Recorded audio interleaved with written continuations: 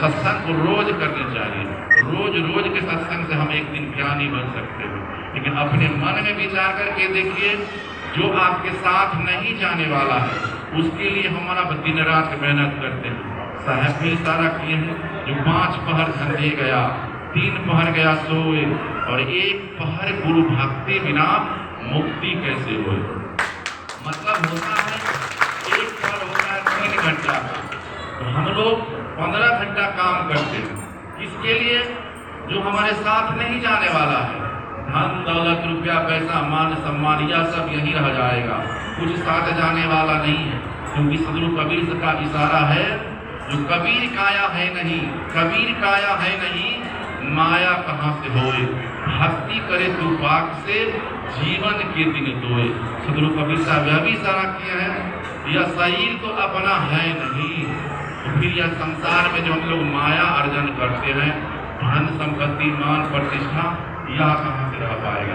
अपने मन को साफ करके अगर भक्ति को अपना ले, भक्ति करना शुरू कर दे, तो यह हमारे जीवन की उपलब्धि है। क्योंकि जीवन 2 ही दिन का है, तो यह जीवन 2 दिन का है, तो इसमें झमेला कैसा, ईर्ष्या कैसा, द्वेष कैसा, बेविचारी कैसा, अत्याचारी कैसा, इस पर हम लोगों को विचार करना होगा। तो भक्ति करने के लिए हम लोगों को 1 पहर अपने लिए निकालना पड़ेगा। जो साथ नहीं जाने वाला है उसके लिए दिन रात मेहनत करते हैं, और जो साथ जाने वाला है उसके लिए हम लोग 10 मिनट भी समय नहीं निकाल पाते हैं। तो विचार कीजिए, हमारा मुक्ति कैसे होगा, हमारा कल्याण कैसे होगा, हमारे जीवन में ज्ञान की कैसे उपलब्धि होगा, हमारे जीवन में साधना की कैसे उपलब्धि होगा। विचार कीजिए, अपने मन में विचार कीजिए, क्योंकि विचार नहीं करेंगे तब तक कुछ प्राप्ति होने वाला नहीं है। क्योंकि सत्य महापुरुषों की इशारा किए हैं, जो कर्मों विचार या के सब दुख जाई, जिसके जीवन में विचार किया है उसका जीवन समझ लीजिए सुखी है, और जिसके जीवन में विचार नहीं है उसका जीवन दुखी है।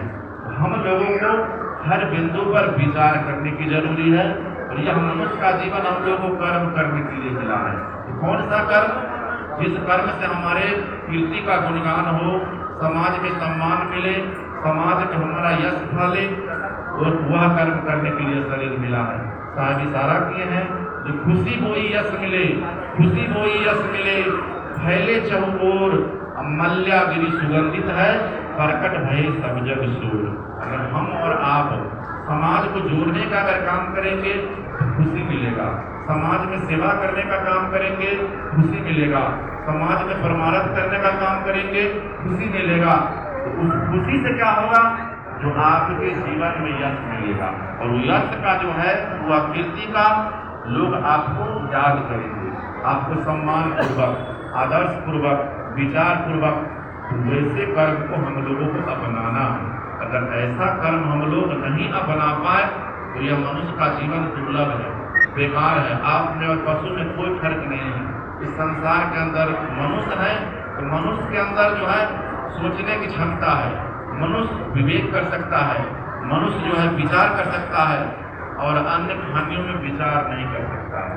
लेकिन हम लोग सब कुछ जानबूझ करके भी अपने जीवन को निरर्थक मान रहे हैं, बेकार समझा रहे हैं। और हम लोगों को विचार करना चाहिए, इस जीवन में अगर जीवन को अगर आगे बढ़ाना है तो भूल से बचना होगा, क्योंकि भूल ही हमारे जीवन में दुख का कारण है। किसी नीतिकारों ने कहा है, जिसमें कोई भूल नहीं भगवान उसे हम कहते हैं, जिसमें कोई भूल नहीं भगवान उसे हम कहते हैं, भूल करे पर माने नहीं शैतान उसे हम कहते हैं, भूल करे पर माने नहीं शैतान उसे हम कहते हैं, घट घट में चेतन वास करे राम उसे हम कहते हैं, राग द्वेष से मुक्त रहे मुक्तवान उसे हम कहते हैं, दीन दुखियों पर दया करे धनवान उसे हम कहते हैं, माता पिता गुरु की सेवा करे संतान उसे हम कहते हैं, और जहाँ संतों की सत्संग मिले चारों धाम उसी को कहते हैं।